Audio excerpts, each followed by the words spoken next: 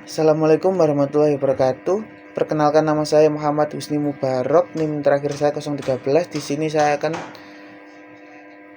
menyimpulkan keseluruhan proyek secara sistematis yang mendokumentasikan seluruh proses rekayasa perangkat lunak dalam membangun sistem e-government citizen service portal, sebuah platform digital layanan publik yang mana ditunjukkan untuk meningkatkan transparansi, efisiensi, dan aksesibilitas layanan pemerintah bagi warga negara. Proyek ini melalui tahapan-tahapan utama yang mencakup analisis kebutuhan.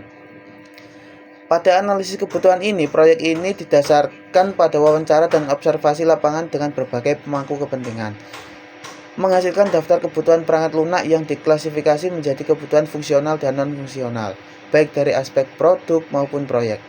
Prioritas tinggi diberikan pada sistem autentikasi identitas atau SSO, keamanan data, integrasi antar lembaga, serta performa dan ketersediaan sistem. Selanjutnya, perancangan arsitektur sistemnya. Ini menggunakan pendekatan microservice, layered arsitektur, dan event driven. Komponen sistem mencakup layanan autentikasi, layanan kependudukan, perpajakan, perizinan kesehatan, pelaporan warga, transparansi data, dan integrasi smart city dan chatbot AI. Teknologi utama yang digunakan meliputi React.js, Spring Boot, PostgreSQL, MongoDB, dan Kafka. Selanjutnya adalah identifikasi input dan output. Semua jenis input layanan publik identifikasi dan dirancang secara sistematis, termasuk validasi dan format data. Output mencakup laporan statistik penduduk, laporan pajak, pengaduan warga, dan laporan performa layanan yang ditampilkan dalam bentuk dashboard interaktif. Perancangan proses data. Selanjutnya adalah perancangan proses data yang meliputi diagram konteks, DFD level 1, dan BPMN digunakan untuk memodelkan proses bisnis dari registrasi akun, pengajuan layanan, hingga pembayaran dan pelaporan.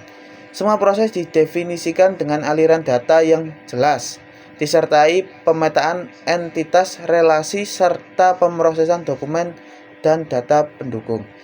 Selanjutnya adalah desain database relasional.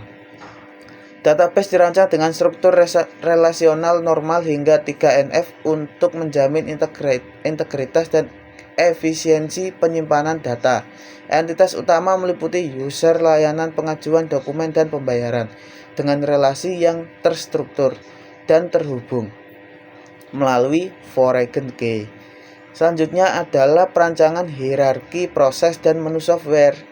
Proses bisnis didekomposisi ke dalam struktur hierarki proses dari level tinggi hingga aktivitas individual dan dikonversi ke dalam struktur menu software untuk dua jenis pengguna, warga dan admin.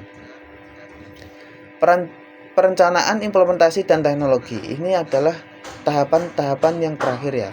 Jadwal pengembangan diuraikan mulai dari analisis kebutuhan, desain sistem, hingga implementasi dan pelatihan.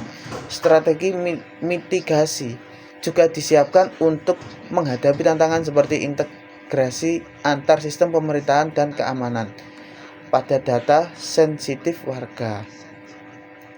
Untuk proyek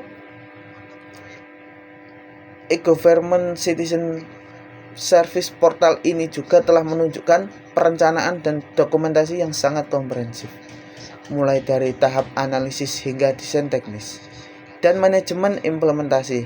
Dengan keberhasilan pengembangan dan pelaksanaannya, sistem ini memiliki potensi besar untuk mentransformasi pelayanan publik menjadi lebih cepat, transparan, dan berorientasi pada kebutuhan warga.